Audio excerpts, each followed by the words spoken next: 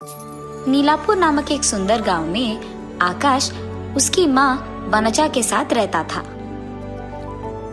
वो सब्जियां उगा के उनको बेचकर आए हुए पैसों से उसकी माँ का अच्छा देखभाल करता था।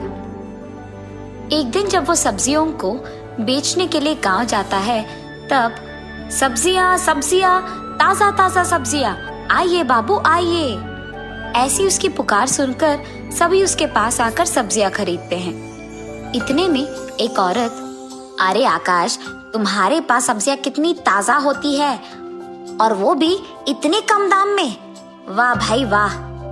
अरे दीदी, आकाश इन सब्जियों को खुद से उगाता है और इतना ही नहीं, वो आए हुए इन पैसों से उसकी माँ का बहुत अच्छा देखभाल भी करता है। ये बहुत ही अच्छा आदमी है। आकाश, मुझे 1 किलो टमाटर चाहिए।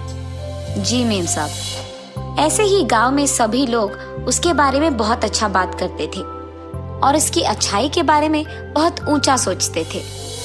ऐसे ही सब्जी बेचते हुए वो पड़ोसी गांव में जाता है और जाते ही वहां एक बड़े घर के पास रुकता है। लगता है कि इस गांव में सबसे बड़ा घर यही है। इस घर में जरूर बहुत सारा पैसा और सोना मिलेगा। इस गांव में मैं इसी घर से चोरी करना शुरू करूंगा। आज रात जब सभी सो जाएंगे, इस घर को आके मैं चोरी करूंगा। हाँ, ये सोचकर वो वहां से चले जाता है।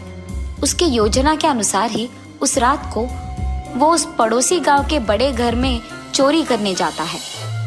हाँ, लगता है कि आजू बाजू के सारे लोग सो गए हैं। यही अच्छा मौका है इस घर में घुसने का। ये सोचकर वो उस घर में घुस के पूरा पैसा और सोना वहां से चोरी करके निकल जाता है। घर पहुंचते ही अपनी माँ को सोते हुए देख वो चुपचाप एक और कमरे में चले जाता है। हाँ, बहुत दिनों से मैं सुबह में ताजा सब्जियों को बेचकर रात के समय में इसे चोरी कर रहा हूँ, लेकिन आज मैं और भी पैसे लाया हूँ। एक बार मुझे इकट्ठा किए हुए इन सारे पैसे और सोने को देखना होगा। ये फैसला करके वो उसके कमरे में इकट्ठा किए हुए सारे पैसे, गहने और सोना को निकालकर एक जगह पे रख देता है। बाप रे, मैंने क्या इतने पैसे और सोना चोरी किया है? ऐसे वो चौंक जाता है। इतना सारा पैसा और सोना मैं घर पे लगाऊंगा तो मुसीबत आ जाएगी। मुझे जल्द से जल्द इसे कहीं छुपा देना होगा, लेकिन मैं इसे भला कहाँ छुपा पाऊंगा? इस सोच में पड़ जाता है। हाँ, अगर मैं इस सब पैसे को एक ऐसी जगह पे छुपाऊंगा जहाँ कोई लोग नहीं आ पाएंगे, तो यानी जमीन के ऊपर नहीं बल्कि जमीन के नीचे एक घर बना के अगर मैं सारे पैसे और गहने और सोने को छुपाऊंगा तो कोई भी नहीं आएगा वहां और किसी को कभी भी पता नहीं चलेगा। ऐसे वो उसके फैसले के मुताबिक ही जमीन के नीचे एक घर बनाता है और उसमें इस सारे सोने, पैसे और गहनों को छुपा देता है। हाय भगवान, अच्छा हुआ कि मैंने ये सब कर दिया। अब इस जगह में कोई भी नहीं आ पाएगा और तो और चोरी के सारे पैसों को यही छुपा पाऊंगा और जब मन चाहे मैं यहाँ आके आराम कर पाऊंगा। तब वो उस घर से बाहर आके जमीन के ऊपर पहुंचता है और उस रास्ते को ऐसे छुपा देता है कि किसी और को शक भी ना आए और तब वहां से खुशी खुशी चले जाता है। ऐसे ही वो हर रोज हमेशा की तरह सुबह के समय में सब्जियां उगा के उन्हें बेचकर अपने माँ के साथ रहते हुए रात के समय में चोरी करके उस सारे पैसे को उसके नए घर में छुपा देता था। ऐसे बहुत दिन बीत जाते हैं। एक दिन सुबह सब्जियां बेचते हुए आकाश एक घर के पास रुकता है। आज रात मुझे इस घर में चोरी करना होगा। वहां से जाते वक्त वो रास्ते में एक मांस की दुकान को देखता है। अरे यार, मांस को देखते ही खाने का मन कर रहा है। मांस खा के बहुत दिन हो चुके हैं, लेकिन अब अगर मैं यहाँ से मांस लेकर अपने घर जाऊंगा तो बनाकर खाने में बहुत देर लग जाएगा और रात के समय में मैं चोरी करने नहीं जा पाऊंगा। अब मैं क्या करूं? ऐसे सोच में पड़ जाता है। अरे हाँ, यहाँ से तो मेरा नया घर पास है। अगर वहां जाकर मैं खाना पका के खा लूंगा तो मांस का मजा भी आ जाएगा और साथ में थोड़ा आराम भी मिल जाएगा, और वहीं से रात में चोरी करने भी जा सकता हूँ। ये फैसला करके वो मांस के दुकान जाकर मांस को खरीद के उसकी सब्जी के बंडी पे लगा देता है। वहां से वो उसके नए घर के पास जाता है। उसकी बंडी को जमीन पे छोड़ के वो मांस लेकर उसके घर के अंदर चले जाता है। इतने में निरुपम नामक एक आदमी उसके गाय के साथ उस तरफ आता है। उसके गाय को घास खिलाने के लिए वो उन्हें ऐसे जगह ले आता है जहाँ कोई नहीं होता है, पर वहाँ आकाश की बंडी को देख वो चौंक जाता है।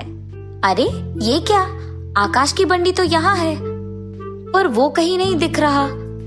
शायद बंडी को कुछ हो गया होगा, इसीलिए वो उसे यहाँ छोड़कर उसके घर चला गया होगा। ये सोचते हुए वो उसकी अंगूठी से खेलते रहता है और अचानक वो अंगूठी जमीन के एक छेद में गिर जाती है। अरे बाप रे, मेरा सोने का अंगूठी! अरे ये गिर गया, अब मैं इसको कैसे वापस लाऊं? उस अंगूठी को वापस लाने के लिए वो उस छेद में से देखने लगता है। इतने में उसको उस छेद से मांस का सुगंध आने लगता है। हाँ, चूहे के छेद में से मांस की सुगंध क्यों आ रही है? यहाँ तो इंसान भी नहीं रहते हैं। अच्छा, जो भी हो, कुछ भी करके मुझे अपना अंगूठी वापस लेना होगा। ऐसे जब वो उस अंगूठी को ढूंढ रहा था तब उसे एक जगह पे घास के बिना रेत ही दिखाई देता है। यहाँ घास क्यों नहीं है और ये रेत गहरा भी नहीं है? ये सोचते हुए वो वहां थोड़ा खोदने लगता है। इतने में उसे वहां एक दरवाजा दिखाई देती है। जमीन पे दरवाजा क्यों है? तब वो उस दरवाजे को ऊपर की दिशा में खोलता है। वहां सीढ़ियों को देख वो आश्चर्यचकित हो जाता है। यहाँ सीढ़ियां क्यों है? पर अगर मैं इस रास्ते से नीचे जाऊंगा तो शायद मुझे अपना अंगूठी मिल जाएगी। जब वो सीढ़ियों से नीचे पहुंचता है तो वहां सोना, चांदी, गहने, मोती, पैसे देख वो चौंक जाता है। बाप रे बाप, इतना सारा पैसा और सोना, ये सब यहाँ क्यों है? ऐसे सोचते ही रहता है कि इतने में उसे आकाश खाना पकाते हुए दिख जाता है। ओहो, तो यहाँ से आ रही थी मांस की खुशबू। दिन के समय में गांव में सब्जी बेचते हुए और सबसे अच्छा रहते हुए इसने जो नकल डाला है वो बहुत गलत है। मुझे जल्द से जल्द सबके सामने इसका नकल उतारना होगा। तब निरुपम तुरंत वहां से चले जाता है। गांव जाकर वहां के सारे लोगों को आकाश की सच्चाई के बारे में बताकर उन सबको उस घर की ओर ले आता है। जमीन के नीचे निर्मित किए हुए घर में सोना, चांदी, गहने, मोती और उतना सारा पैसा देख गांव वाले दंग रह जाते हैं। आहा, मेरा मनपसंद मांस का खाना अब बन गया है, बस इसे खाने की देरी है। ये कहकर आकाश खाने लगता है। इतने में बाप रे, इतना सारा पैसा मैंने अब तक नहीं देखा। हाँ, ये क्या, घर में तो मैं अकेला हूँ, तो ये आवाज कहाँ से आ रही है? ये सोचते हुए आकाश पीछे मुड़ता है। वहाँ सारे गांव वालों को देख वो दंग रह जाता है। अरे बाप रे, सारे गांव वाले यहाँ क्या कर रहे हैं? इस सब पैसे को, सोने को देख वो न जाने क्या सोचेंगे। उनके सवालों का मैं क्या जवाब दूं?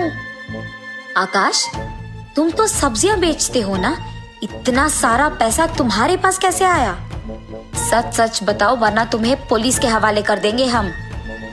बेवजह मांस को खाने की लालच में मैं यहाँ आ गया, वरना ये लोग यहाँ नहीं आते और इन्हें मेरा सच्चाई पता नहीं चलता। अब अगर मैं उनको सच नहीं बताऊंगा तो ये लोग मुझे जेल में डलवा देंगे।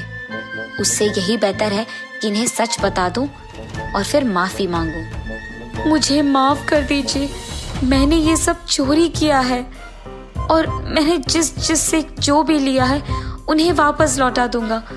मुझे कृपया पुलिस के हवाले मत कीजिए। ऐसे कहकर वो गांव वालों से माफी मांगता है। ठीक है, इस बार के लिए हम तुम्हें माफ कर देंगे, लेकिन अगली बार ऐसा कुछ किया तुमने तो तुम्हें जरूर पुलिस के हवाले कर देंगे। कम से कम अब ईमानदारी से जीना सीख लो। गांव वालों के ऐसे कहने के बाद आकाश में बदलाव आता है। उसे उसकी गलती का एहसास होता है और वो तब से चोरी करना छोड़ देता है और ईमानदारी से काम करने लगता है। ऐसे वो भी खुश रहता है और बाकी सारे भी खुश रहते हैं।